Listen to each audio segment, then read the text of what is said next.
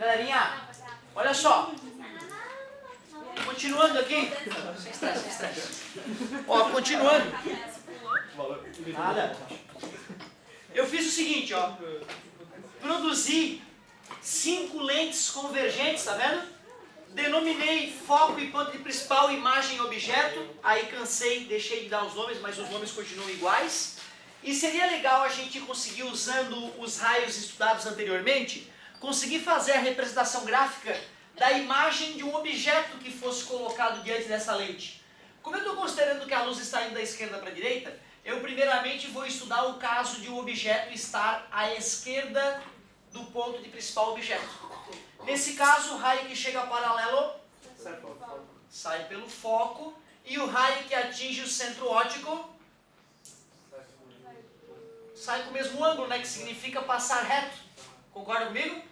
Quer dizer que se os raios foram oriundos da cabeça do objeto e se encontraram exatamente nesse ponto, eu sei que naquele ponto estará a cabeça da imagem. Comparando objeto e imagem, o que nós podemos concluir? A imagem é menor, ela é real porque ela é feita de luz e ela é invertida ou inversa sem problema. Invertida porque ela está de cabeça para baixo. Show de bola! Vou começar a aproximar o objeto da lente esférica para ver que modificação ocorrerá na imagem. Vou colocar o objeto bem no ponto antiprincipal. O raio que chega paralelo sai pelo foco, e o raio que atinge o vértice sai com o mesmo ângulo, que significa passar reto. Se eu for olhar onde os raios se encontraram, se o desenho for feito com perfeição, tu vai perceber que eles se encontram bem no ponto antiprincipal imagem. Observe que meu objeto tinha 2 quadradinhos de altura, e a minha imagem ficou com 2 quadradinhos de altura, certo? Desprezem quaisquer, né, detalhes, né? Se tu for fazer bem bonitinho com régua, tu vai perceber que é exatamente do mesmo tamanho. Características da imagem. Continua real, mesmo tamanho, continua invertida. Eu não gosto do inversa, tá certo, tá? Invertida eu prefiro porque inversa rima com reversa. E reversa é aquela história de tu levantar a mão direita e a mão esquerda da imagem levantar, né? Certo? Para distanciar essas palavras eu prefiro invertida. Vou continuar aproximando objetos. Agora eu vou colocar o objeto entre o ponto antiprincipal e o foco. O raio que chega paralelo sai pelo foco. O raio que atinge o vértice. Tu percebe que os raios estão se aproximando? Eles vão se encontrar um pouco mais adiante, né? A imagem se formaria aqui assim, ó. Cavalo. Qual é a característica da imagem? Ficou maior. Continua real porque é feita de raio de luz. Continua de cabeça para baixo. Continua invertida. Show de bola. Esse aqui é o caso perigoso, lembra? Fica à vontade. Esse é o caso perigoso, porque se o aluno confia na mão dele para fazer o desenho, se ele comete qualquer erro mínimo de desenho, ele não vai lembrar, ele não vai conseguir através do desenho ver a verdade. Oh, lembra o cheirinho de merda eu falava para vocês? O raio que chega paralelo passa pelo... O raio que atinge o centro óptico, eu tenho que estar esperando que os raios emerjam da lente paralelos um ao outro. Qualquer errinho, ou eles vão se aproximar, ou eles vão se afastar e tu te ilude. Então tu tem que estar preparado para que quando o objeto seja colocado no foco, que ele não forme imagem naquele momento. Aí tem 2 maneiras de a gente falar sobre essa imagem. Que a imagem é imprópria ou que ela forma-se no infinito. Coisa linda. Imagem imprópria ou forma-se no infinito. 2 formas de falar dessa imagem. Fora essa última situação que não deu para enxergar onde a imagem se formava, Em todos os outros casos a imagem era real e invertida, né? Hora maior, hora menor, hora igual. Mas agora vai acontecer algo bem diferente, ó. Vou botar o objeto, onde falta colocar o objeto? Entre o foco, coisa linda. Botei o objeto, o raio que chega paralelo e o raio que atinge o vértice. Olha o que está acontecendo com os raios refratados. Eles estão divergindo, estão se afastando. Portanto, para eu saber onde é que eles se encontraram, eu tenho que prolongar. E olha lá, a primeira vez que uma lente convergente gerou uma imagem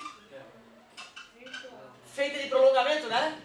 Virtual, maior e direita. Lembrando que direita e virtual sempre estarão atreladas, assim como real e invertida. Pessoal, mas não faria mais sentido, tipo, como se elas não existissem, porque elas também não eram infinitas, se fosse que aquelas retas, elas teriam... Isso, exatamente. Só que assim, ó, bacana a tua colocação, parabéns.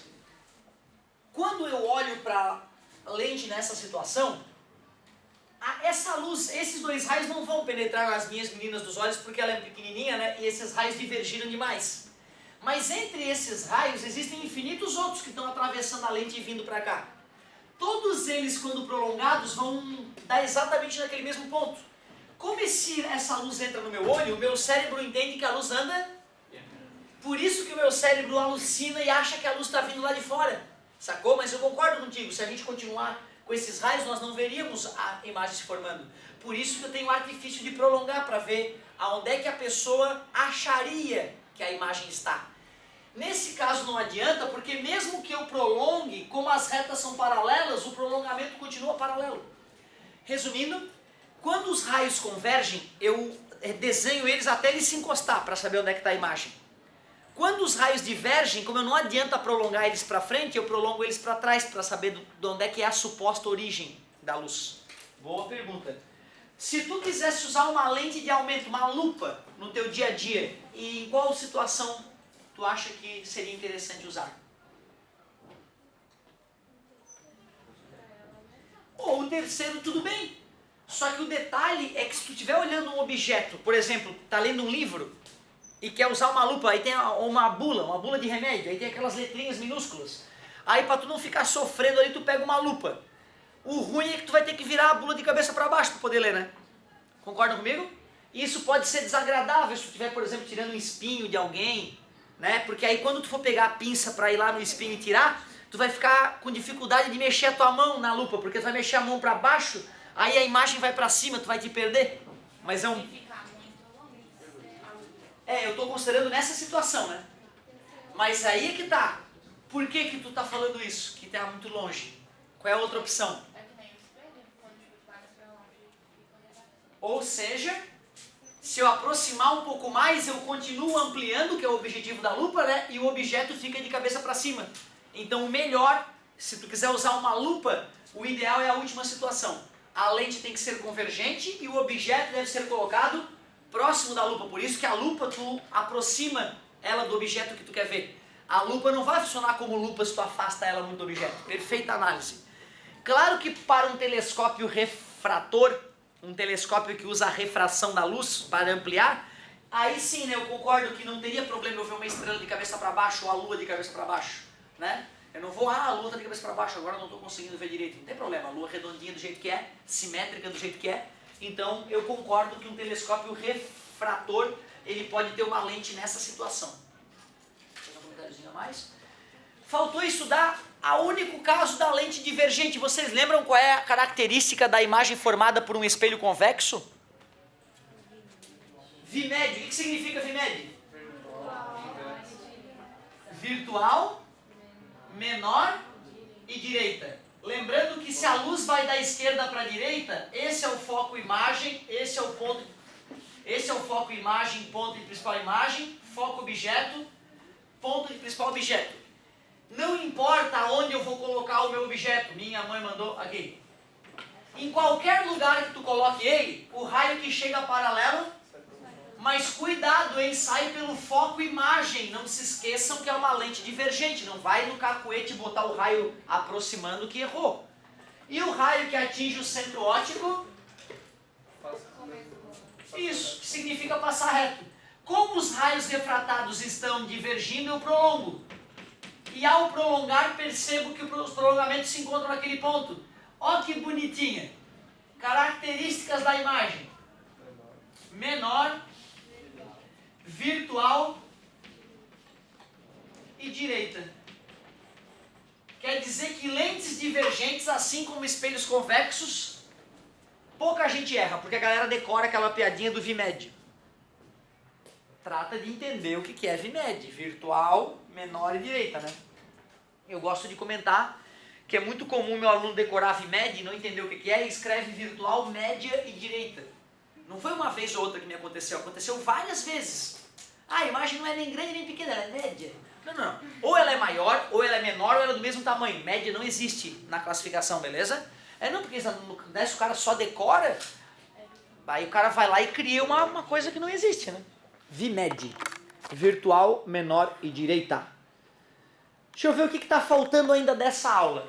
Aliás, essa é a nossa aula 12 da Física 4D. Influência do meio externo. A parte teórica foi! Agora é só fazer exercício, meu querido. É que eu estava agoniado já, né? Mais uma etapa vencida. O ideal era que tu começasse a fazer agora, entendeu? Para que fixe na tua mente, né? A gente já discutiu isso. No mundo verdadeiro não dá, né? Eu tenho que continuar a aula, mas eu vou te dar alguns minutinhos. Anota a tua tarefa. Anota a tua tarefinha. Deixa eu ver se eu consigo aqui pegar alguma coisa que tenha restado aqui.